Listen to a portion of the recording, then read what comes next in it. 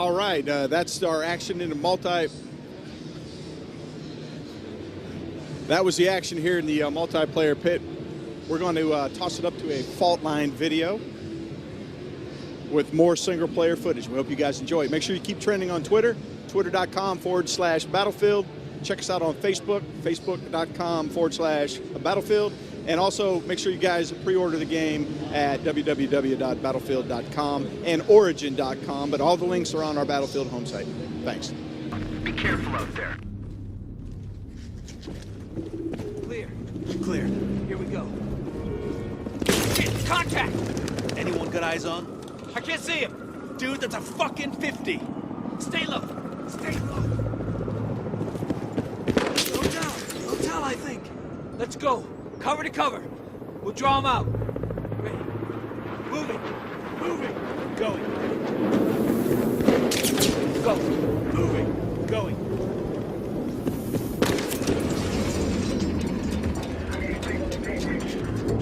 Get on the fucking deck. Get down to the edge. Stick his head out. And then we fucking shoot him. Roger. Keep going. Hug the wall. Black. Wait for us to get into position. Don't punch up. Keep moving.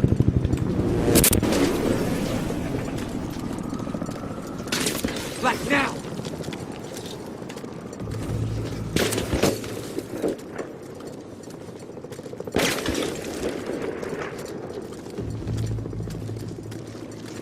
There's the sniper! Okay. Okay. Across the street. 50 meters midway up. He's dug into a spider hole. I got AT. Give it to Black. Shit, cover's getting ropey. You're the best shot! I'll cover you. And you hit him. Clear your back blast. Stand by! 3, 2, 1! Suppress it!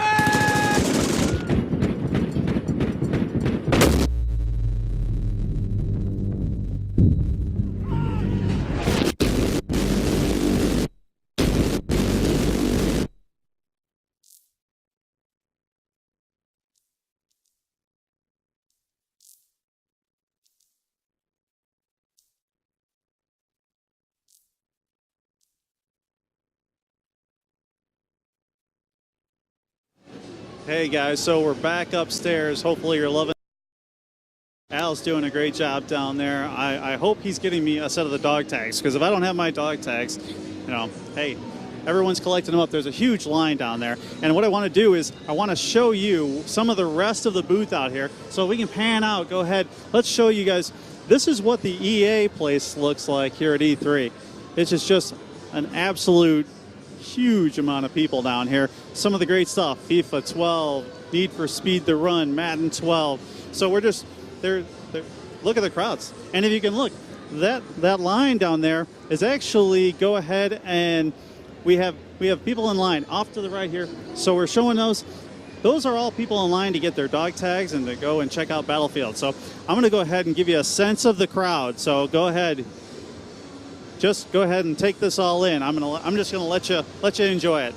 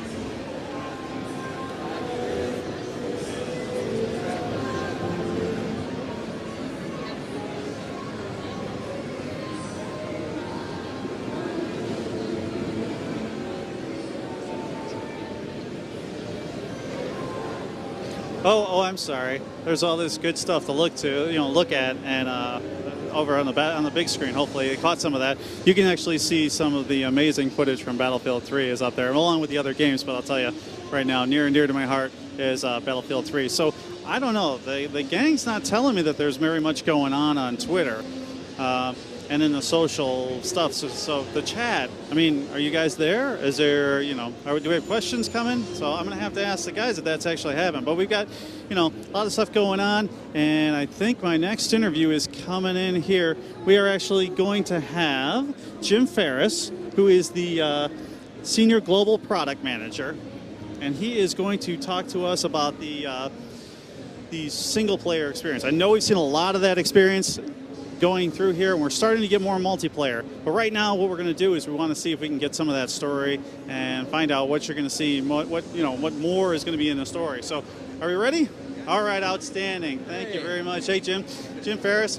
Like I was telling everybody, you were going to talk to us about the single-player aspect of Battlefield 3. When I can. We like to save a lot to keep people excited about it as we kind of go through the campaign and roll out a lot of the details. So at this point in time, they put me in the funny spot because we're not talking too much about our single player yet. But I'm gonna work with you and try and give you as much as I can. Well, I guess what would be a good thing where you would say some of the things that are bridging between the single player and the multiplayer experience.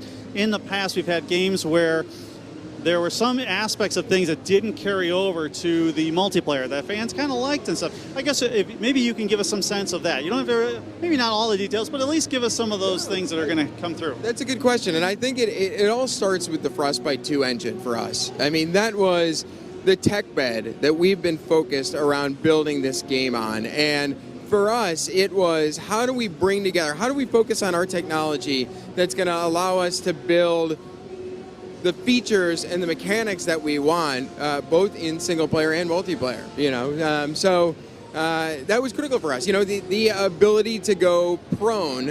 It was important for us to make sure that was something you could do in multiplayer. That was something the fans really wanted, and so really that's I think where it started for us. It was really when we set out to build Frostbite 2. It was, as we look to the future of gaming for us, on this generation of consoles, how do we make that next generation experience? How do we really bring that together and make that unique? So for us, the core mechanics that we have in our gameplay, destruction, obviously that plays a huge role both in your single-player missions and how you go about problem-solving certain situations, as well as using it as a tactical advantage in multiplayer, And I think for our Battlefield fans out there, people who have been playing the game, the more skilled you get with these nuances that in some cases you could learn if you're new to the franchise in single-player, you can apply them to multiplayer and be much more competitive and be able to help your team a lot more. So I think for us, it's really kind of approach the gameplay in that way. We like to introduce the elements through single player as best we can, and then consistently, move them over into multiplayer where they can keep working on that and mastering those elements to really, try and dominate the battlefield. So Carl had told us earlier that you're going to get into where the destruction level actually lets us kill people with bits of building. And so what you're telling us is you're going to do that in single player and you're going to do that in multiplayer. I would say that you're going to use destruction to your advantage, and I'll kind of leave it at that. Ultimately, that's the greatest thing about Battlefield. For me, and I think for our fans that play Battlefield, it's the ability to have some freedom in how you go about problem solving. If you want to use destruction as a tool to take out enemies, you can. However, that's not the only way you can go about things, and I think that's really what we like to give people, is kind of really give them the tools and let them figure out what works best for them based on their play style. One of the things that I look at is, on the single player side, is the linear nature sometimes of these games. Can you tell us if, without giving too much away, can you tell us if there's going to be options where you're going along in the single player that you're going to not have to really go down this particular street? Is there a way, I mean, have you guys looked at a way to get us into where you have to take an objective, but there are some variants of ways to get to that objective and make that objective happen, besides walking down a corridor? It's a fine line, and so yes, with the Battlefield experience, scale is something that is very important to us. And again, I think people who are familiar with Battlefield as a franchise know that we're able to create experiences, environments that are typically grander in scale than some of our competitors. So we do try and push ourselves a little bit around that, but it's a balancing act because at the same time, we want to immerse people in the single player as best we can. You want to create this incredible experience and really help people go as deep as they can into this world. We really want to bring them along on this journey and make them feel like it's been this just incredible experience from beginning to end.